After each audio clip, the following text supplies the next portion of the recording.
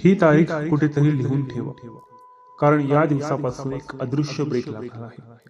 लग्नाचे मंडप रिकामे राहतील, नव्या घराचे दरवाजे बंद राहतील, कोणतेही शुभ कार्य होणार नाही। 30 दिवस सलग सलग 30 दिवस संपूर्ण हिंदू धर्मात एकही मंगल कार्य होणार नाही।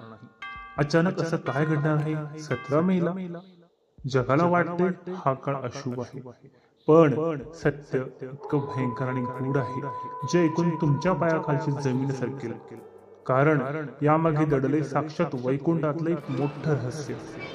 नमस्कार, भक्तीसाथी ड्रिफ्ट मध्ये आज आपल्या सर्वांचे स्वागत आहे। आपण एक असा उलगडा करणार आहोत जो तुम्हाला विचार करायला भाग पाडेल। येत्या 17 मेला सुरू होतोय अधिक मास।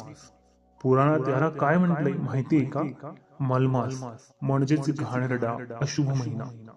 हिंदू धर्मातील 12 महिन्यांचे 12 स्वामी आहेत, पण या महिन्याला कोणीही स्वामी नव्हता। जगाने, देवतांनी आणि ग्रहांनी या महिन्याला अशुभ ठरवून हकलून दिलं।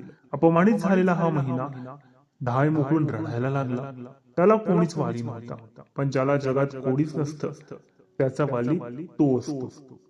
प्रभू साक्षात जगन्नाथ श्रीहरी विष्णू रडणारा मलमास वैकुंठात पोहोचला आणि श्रीहरीच्या चरणापाशी कोसळला।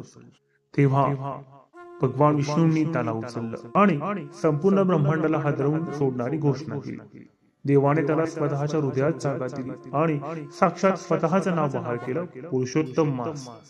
भगवंतांनी वरदान दिलं, हे पुरुषोत्तम, जगातली सर्व शुभकामे तुझ्या काळात थांबतील, पण जो कोणी या 30 दिवसात माझी भक्ती करेल त्याला इतर कोणत्याही महिन्यापेक्षा 1000 पटी जास्त फळ मिळेल। तर मित्रांनो, हा महिना अशुभ नाही, ही साक्षात देवाची एक ऑफर आहे असं म्हणणं वावगं ठरणार नाही। लग्न, घर, गाडी हे सगळं भौतिक आहे, ते 30 दिवस थांबेल, पण 17 मे पासून ते 15 जून पर्यंत देवाचं नामस्मरण थांबू देऊ नका। विष्णू सहस्त्रनाम, गीतेचा पाठ आणि अन्नदान करा, कारण या महिन्यात जोडलेले पुण्य डायरेक्ट वैकुंठात जमा होते। म्हणूनच कुणी तुम्हाला म्हणालं की 17 मे नंतर शुभ कामे बंद आहेत, तर त्यांना अभिमानाने सांगा, काम बंद आहे, कारण आता फक्त मी भक्ती सुरू करणार आहे। हा व्हिडिओ एका सामान्य माणसासारखा नाही, तर एका खऱ्या भक्तासारखा शेअर करा आणि कमेंट्स मध्ये अशी लाट येऊ द्या की वैकुंठापर्यंत तुमचा आवाज गेला पाहिजे। कमेंट मध्ये लिहा, जय श्री कृष्ण।